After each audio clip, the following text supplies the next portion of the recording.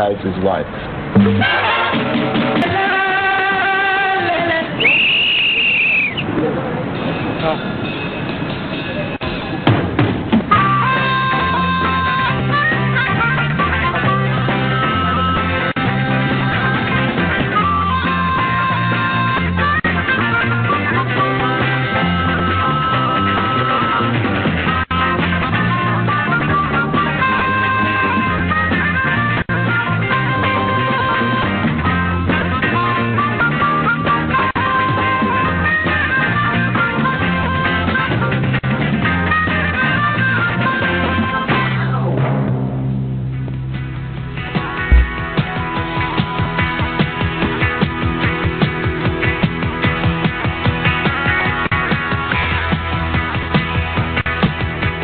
The biggest star of the biggest film industry in the world is someone you've probably never heard of.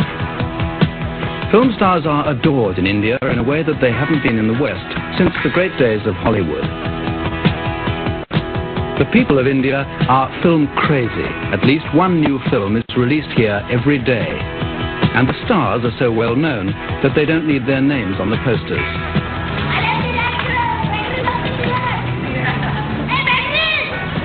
It's 10 o'clock on a sticky summer morning, and the biggest star of all should be arriving at this studio in Bombay. Bombay is the headquarters of the Hindi-speaking part of the industry. The superstar's name is Rajesh Khanna. He has the charisma of Rudolph Valentino, the arrogance of Napoleon, and he's late. There's nothing the director can do about it. He rewrites yet again the lines that his star should be speaking by now, and sweats and waits. Everyone is sweating and getting ready and waiting. We are waiting for our hero. And one very big problem is that our main stars, they work in many films, simultaneously in about, say, 10, 12 films together. So you're waiting for Rajesh Khanna? And I'm waiting for my hero for the time being.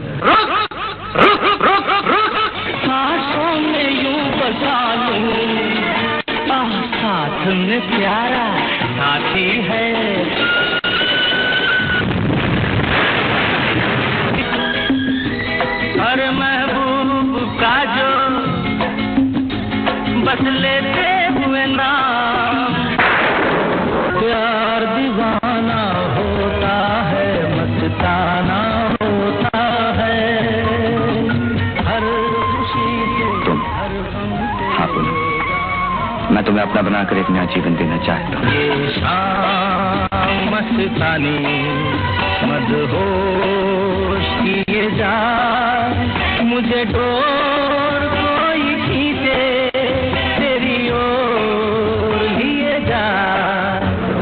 12 o'clock has come, but Rajesh Khanna hasn't. He's 2 hours late. The game of waiting for Rajesh goes on.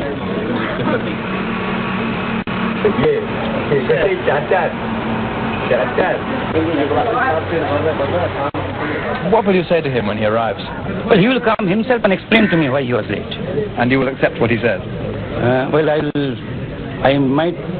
That depends on what explanation he gives. But this must be costing you and the producer a lot of money this time, just wasted. Fortunately, the labor is very cheap here in India.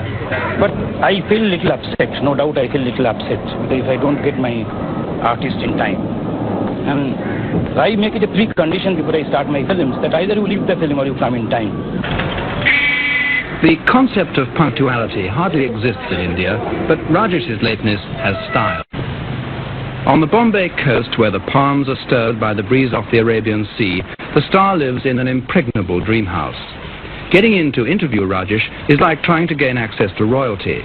Only if a king says, "Come to my palace at 3, he probably means it. If Rajesh says it, he probably doesn't.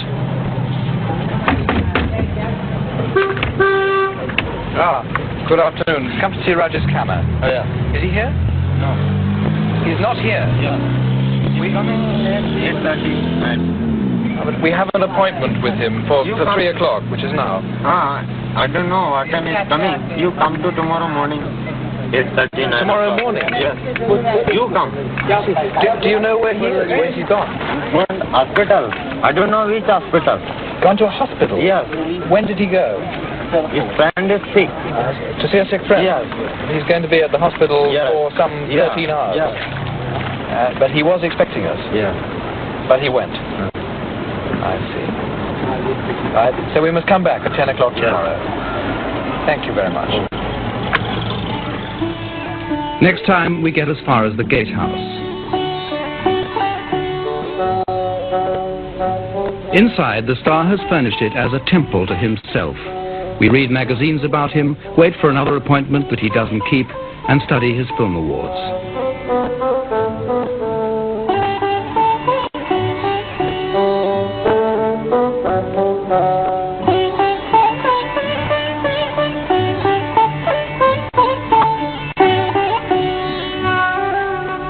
We arrange another time to see him, sunset next day. But it's the same story. Sunset arrives, but Rajesh doesn't.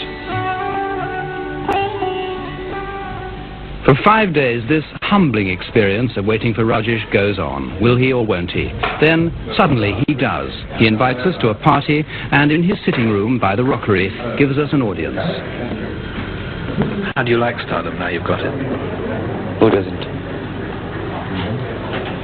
Established to feel popular. And then he was a star. And I think a star does twinkle. You have to work very hard, though, don't you? I mean, you work on a lot of films at one time, and rush from one place to another. 2 films a day. 2 films a day. Never more? That must be fairly exacting, though. It is, but I like it. Do you have to fight to stay at the top? I mean, there's more to staying a star than just acting, isn't there? Mm-hmm. Part of it, yes. One has to be a little cruel. Cruel? Yes. Can you give me an example of that? As you just said, that one has to fight and fight well and win the battle. That calls for a lot of things. Do you plan your strategies alone? I do most of the things intuitionally, impulsive. Just wait. And things do happen the way I want them to.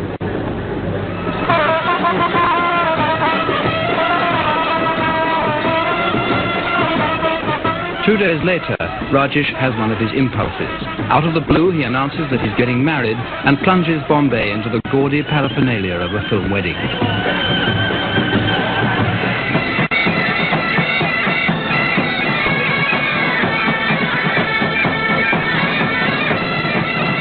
India is stunned, we are told. Women are sobbing and tearing their hair. There will probably be suicides.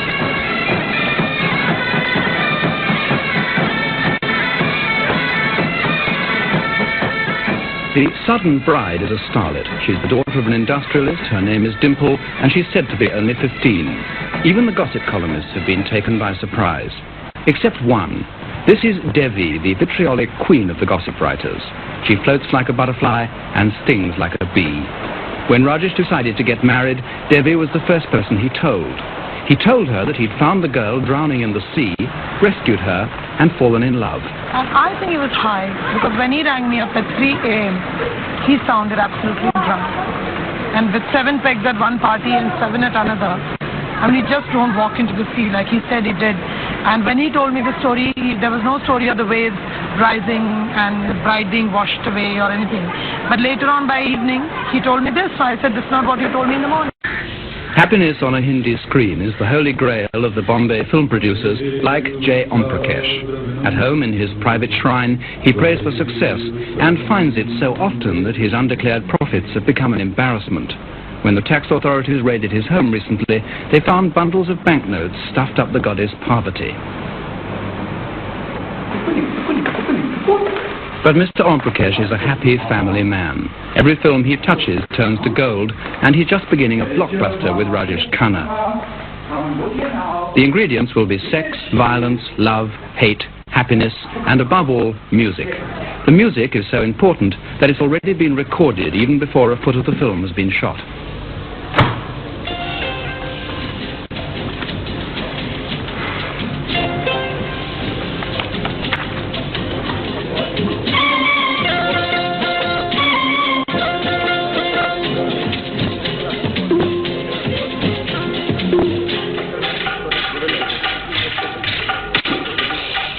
Indian film music is an exuberant cocktail of East and West. It romps through the record shops and hopefully into the charts before the films are released.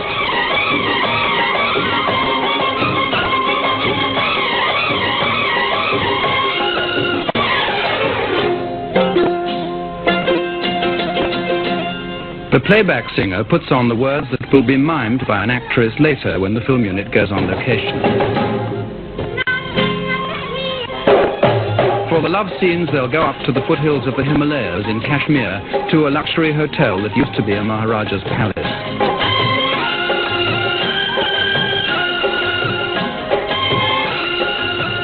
Under a plump chinar tree, Rajesh relaxes, chewing pan. It's a combination of nuts and spices said to be aphrodisiac. The blend that Rajesh uses is known as a bed smasher, a suitable chew for a man with a reputation to keep up. When you're acting, what expressions do you use to attract the women? That, for a start. The slide. I don't know. I think so. And you're famous for this look in your eyes. How do you do it? What is it? The one, even when singing songs, and it's something like... Something. Yeah. And it works. I think that's what they like. Rajesh takes the child of a friend with him when he drives out to the location. His new wife is back in Bombay. The child is company, and it's good for the public image.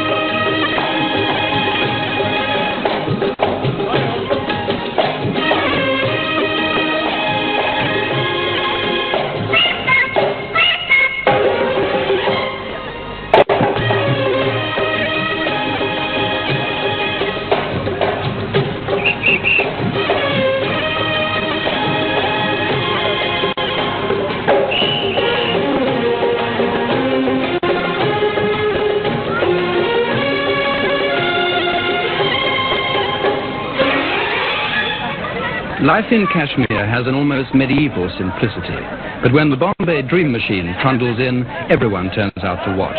There's been no publicity, but the word's got around. Rajesh Khanna's filming here.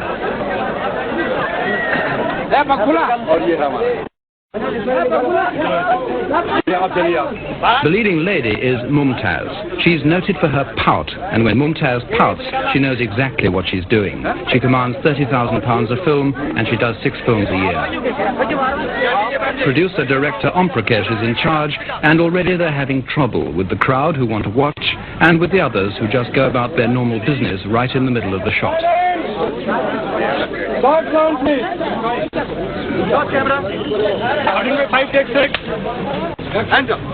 A scene that is meant to be a touching reunion is shot under cup final conditions and spoiled.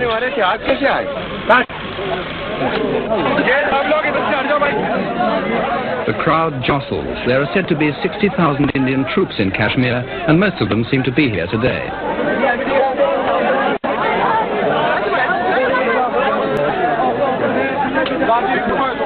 The film unit battles on, and all around the almond trees are ripe with musing spectators, and Kashmir is carrying on.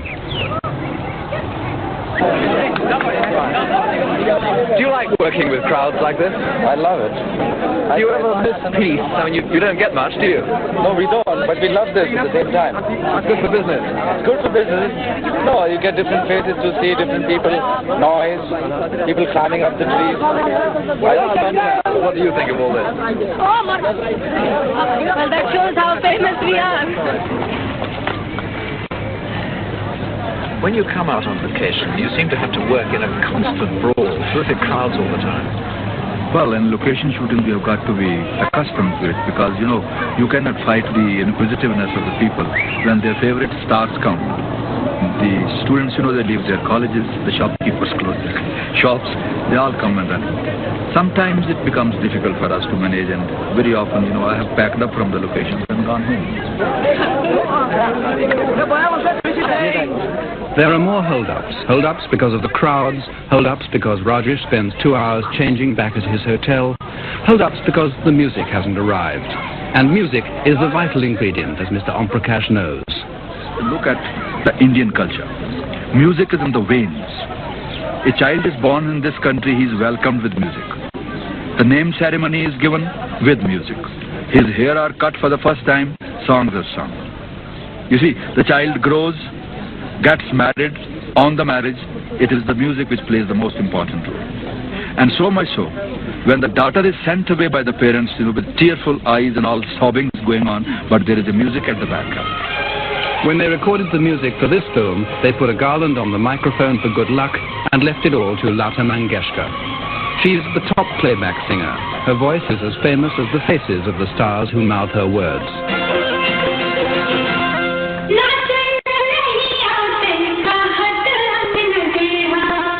Lata Mangeshkar has been the voice of them all at one time or another. This time it's Mumtaz miming to Lata's record of a song about dawning love.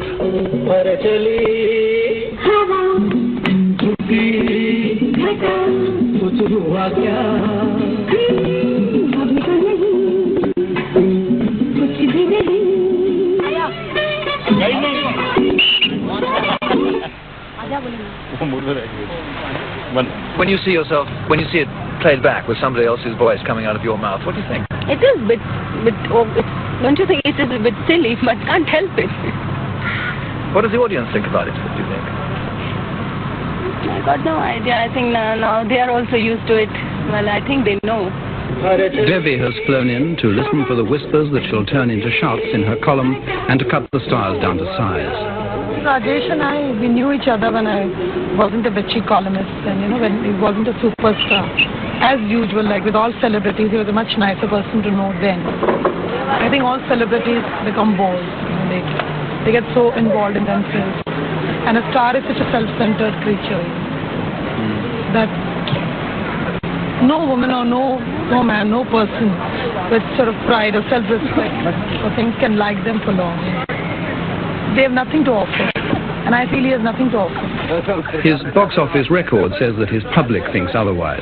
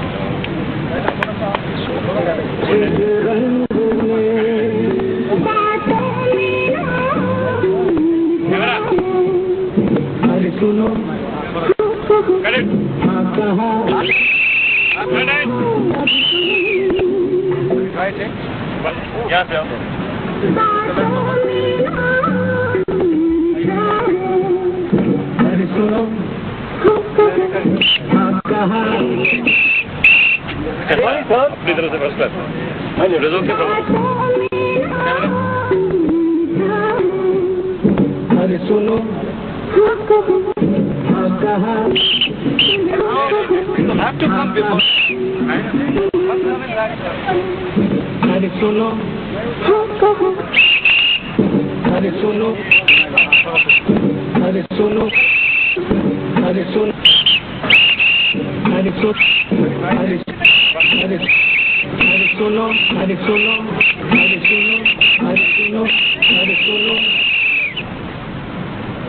Did you enjoy that?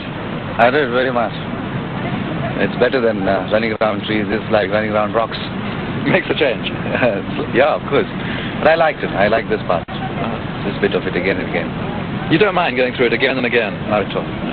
This was interesting, especially this last shot which you will see. Did you get exactly what you and the director wanted in the end? Much more than that. It's the correct beat. Once we get the correct beat and the action is executed on the correct beat, there's always an appreciation. People say, when you're doing this business of miming to somebody else's singing, do you sing yourself at all, or do you just move your mouth? No, I sing. You do? I sing with the playback. Yes. Does it work out well in the finished result usually? Does it look as though it's you, do you think? Because this is one of those playback singers. I mean, you hear the playback singer and you feel that it is me who's singing, more or less, because there's a lot of similarity in his voice and my voice. The only thing is he can sing, I can't. But does it have any effect on the audience, you think, that they know that it's not their star singing but somebody else? No. It's accepted? Absolutely accepted. Fine. Shall we have some lunch? Good idea.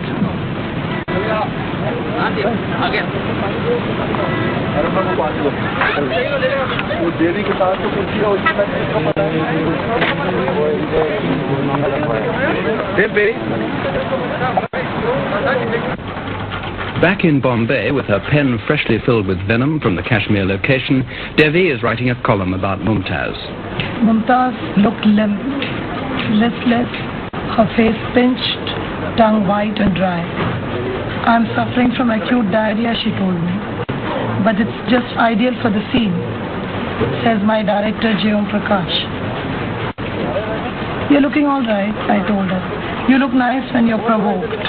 Otherwise, how do I look, she said. You look a bore, I told her. Then Devi writes something that's going to get her into trouble. Off screen, one never heard of Mumtaz's background. Her father one has never heard of. We have constantly heard of Naz, Mumtaz's mother, mostly from elderly men. Devi has written a piece about you, and you're actually taking action against her, aren't you? Yeah, I did, because I was tolerating from many years, and I think it's too much now. So I thought about it. I said, let's do something, some thrill. Did what she wrote about you hurt you or annoy you? I was very hurt. It's very wrong. Well, they think their business. They just want to sell magazines. Does it frighten you that you're going to court over it? Frighten me? Yeah. Frighten me what? That you're going to court over what somebody said about you? Frighten her. She should be frightened, not me.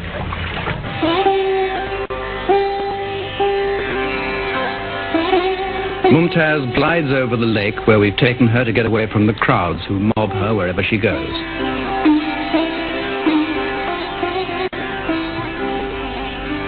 She's been at the top for 5 years now, but she has few illusions about staying there much longer. Your life is very short, to be very frank, in this line. You've got very limited life.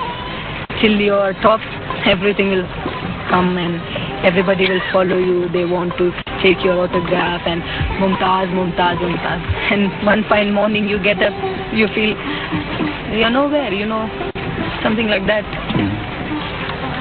Because they all love me, I think that is one of the reasons I am on the top.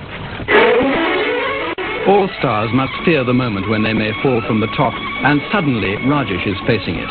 In Bombay, the biggest hall in Asia is being prepared for the Film Awards, and Rajesh hasn't won. It's the Oscar of India, and the man who's dared not to give it to him is Mr. Karanja, editor of a leading film magazine. What sort of threats have people made to you because your panel has not given Rajesh the first award? Well, they say we'll stop buying filmfare.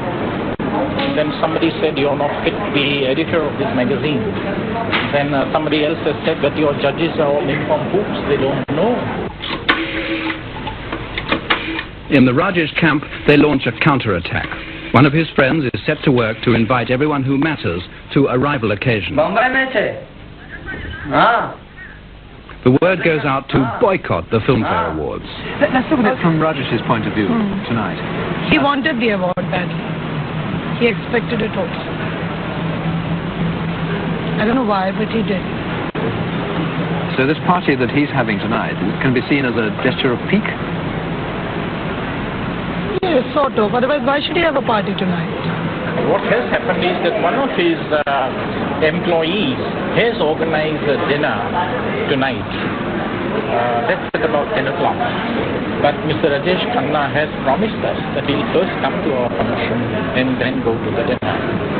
But even if he does not, the function has to go on. If Rajesh has his cocktail party, or has the cocktail party which is being given for him by his friend, let's put it that way.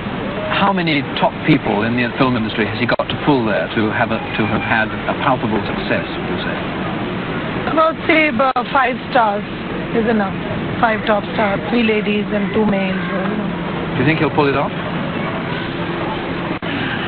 I don't think so, because recently he's had too many parties, you know, his wedding and his engagement and, you know, people entertaining the couple, and he has made too many appearances. So the other stars are pretty bored and exhausted seeing Mr. and Mrs. Khanna everywhere, you know, here, there and everywhere. But the star who's won the Oscar for the last 2 years is fighting strongly. By afternoon, the film world is hot with rumour. Will he go to both parties? Will he go to either? Now I heard this morning that his shooting has been cancelled, that he's not well. Now under the circumstances we can't really expect him to come. Is he really not well, or is it a diplomatic illness, do you think? I feel first it was diplomatic illness, but now he's really not well with the worries and tensions of this political news. But after all, it gives him another option, which is not to go to either or both, doesn't it? I think he'll not go to either, if you ask me. Then he just remains ill and gets some sympathy for his illness, a stomachache or whatever it is. Sulking in his tent? Yes, so. No, they'll believe that he's ill, you know. People believe a lot of things about stars. I wouldn't believe that he's ill, because I know him pretty well. He's so insecure, so complex. What will you write in your column if he doesn't go to either? Believing as you do that he's not ill, so he should go to at least one. Well, I would write the truth. Make it as bitchy as possible. 10 o'clock, the Minister of Defence arrives at the biggest hall in Asia to preside over the awards. The government takes the film industry seriously. Films are a big export. And in the crystal suite of the Taj Mahal Hotel on the other side of town, Rajesh's faithful gather for the rival party. There are rumours flying about that Rajesh will come and that he won't come. What do you think? I think he definitely has to come. He has to come. Is it all going to happen, right? Yeah, I think so. But you know, even the host doesn't know whether he's coming or not. Over at the Oscar Awards, there's an impressive attendance of stars. He's coming. I just found out from his maternal uncle. That's the pilot class. His maternal uncle? Yes. What kind of entrance will he make? Well, he'll enter, he'll blink into the flash bulbs, you know, looking dazed sort of, and she'll do this and keep on looking into his eyes, you know.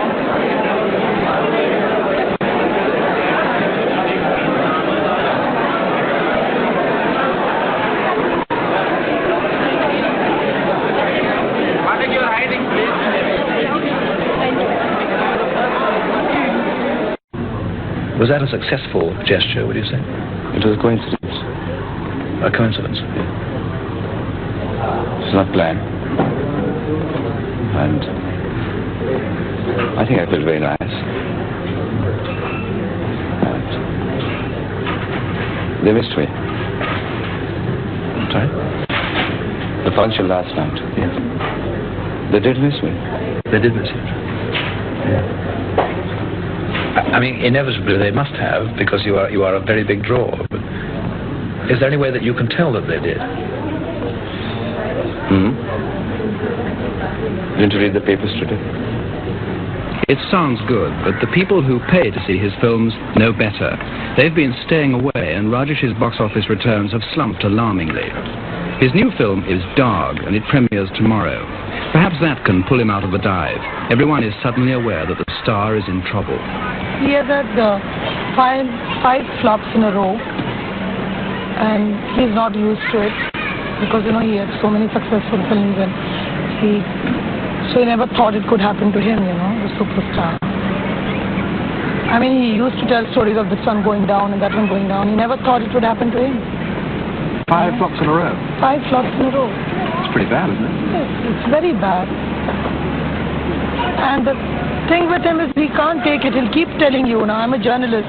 I've got the statistics, the box office records of every theatre all over the country. I know what is running where, and but he'll keep saying that, you know, it's doing well in Baroda or it's doing well in some other place. Now, you know, when a person living in Bombay says that a film is doing well in Delhi or Calcutta, that means it's flopped everywhere. The last 4 films, probably they weren't good films. Didn't do well. So So I had no choice left. I wanted to have different roles, different characters playing. And because after the superstar thing, it's usually when one falls a little. Before one falls, one feels that how deep is going to be the fall, and one is scared. Now, he's not the sort of man to take 5 flops in a row lying down. What's he been doing about it? He visited some temples and some shrines and some mysterious sadhus, and they are very superstitious, the Fen people. They believe that, one visit to a temple or something can change their destiny and make them super duper all over again. But on a practical level, Rajesh pins his hopes on his new film. On the evening of the premiere, the usual crowd waits at Rajesh's gate. The suit, specially made for the occasion, arrives, and upstairs the star's new wife prepares to play her part in the most crucial premiere of her husband's career. There are 20 people on Rajesh's domestic staff, and tonight most of them are employed in getting the couple ready. Do you like having your hair done up as elaborately as that? My God, I hate it. I have to do it, you see. These premieres and all, you don't have your hair done, If you went along with it free, like, say, Bardo might, you'd be in trouble, would you? Not in trouble exactly, but they expect this out of me. See, they always think of me as a woman with a big hairdo and all diamonds and... Are you looking forward to tonight? Yeah. Yes, definitely. Definitely. Very important. Very, very important. She knows which diamonds to wear. These have been specially made for tonight. But choosing her sari is more difficult. I don't know. 2 saris she's got. Which one she should wear? She can't make up her mind. Which one should I wear, Jenny? What do you suggest? Better the green. I think the red one. The red one? Green. How many saris have you got? Quite a good number of saris. Roughly how many?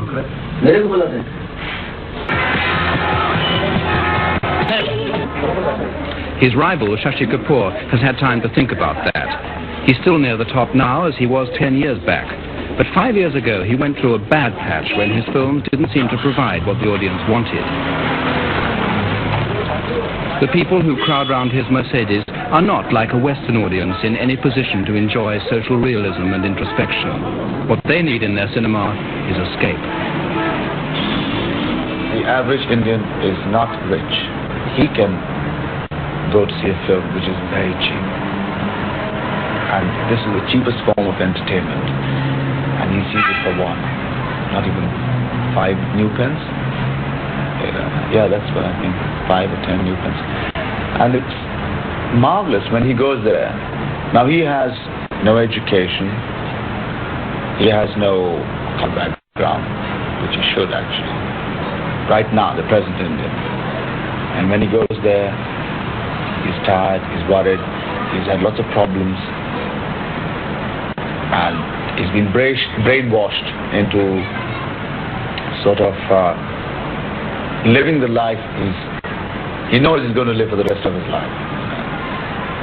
Because there's hardly any future for the poor. And so when he goes to see this film, he sits there in the cinema and he expects fantasies. He expects fantastic things.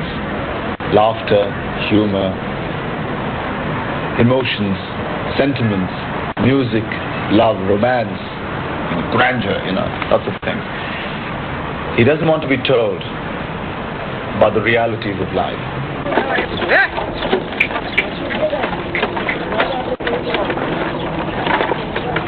Across the baking plain, Rajesh's new film is coming to a village.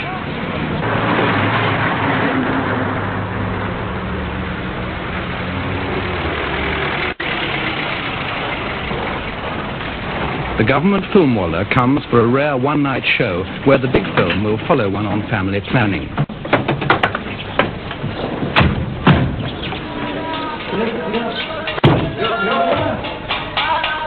The town crier goes round with the news.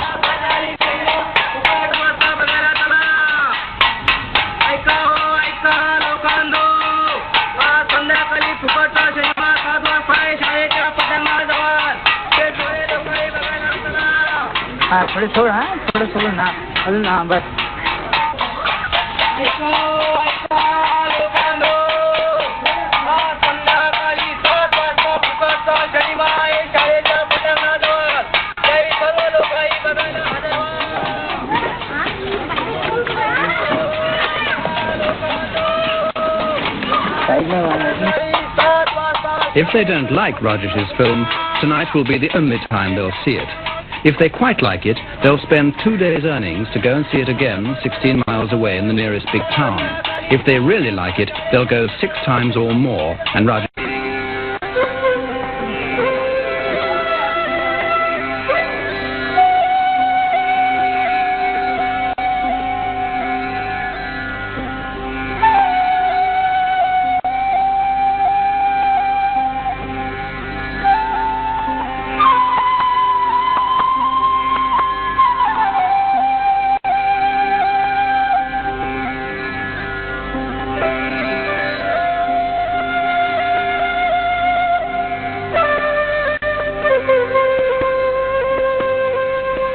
Evening comes, they begin to move in from the fields and from neighbouring villages to see Rajesh Khanna's new picture.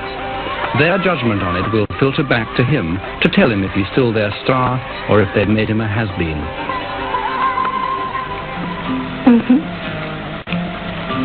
Hey. कौन? हमारा प्यार.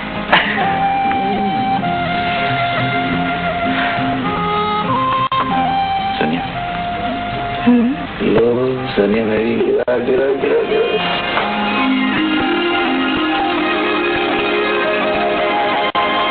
The message is clear. The superstar may not be quite so super anymore.